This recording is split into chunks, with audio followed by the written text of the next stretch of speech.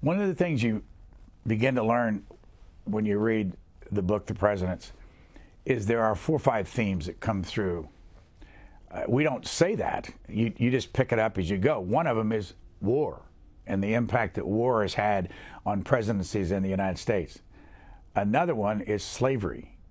It just keeps going and going and going, and we never quite get to the end of solving that problem, the civil rights problem. But it is fascinating to watch actually some of the presidents dodge that issue and how they camouflage the way they feel about it so that they can continue to get elected or try to get elected. Another theme is money.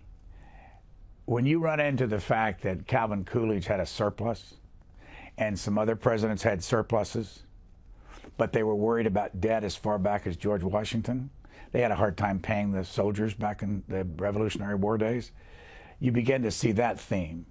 War, slavery, and I mentioned money, and then health.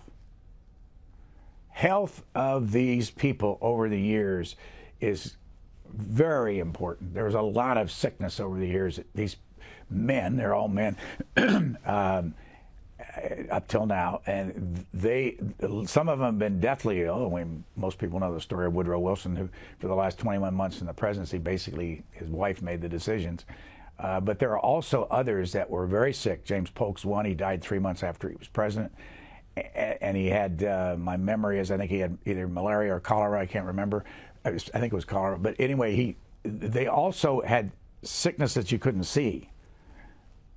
Everything from dysentery to one of the things that was really bad in the early years of this country were the dental work.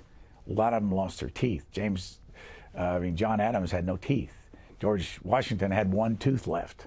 And he had to wear this contraption that you can see if you go to Mount Vernon where his home is, that he had in his mouth. And if you thought about having to do that today with the springs and all that, and then run the country and be a general and run wars and all that, not a pretty picture. So those are some of the themes that you get in this book.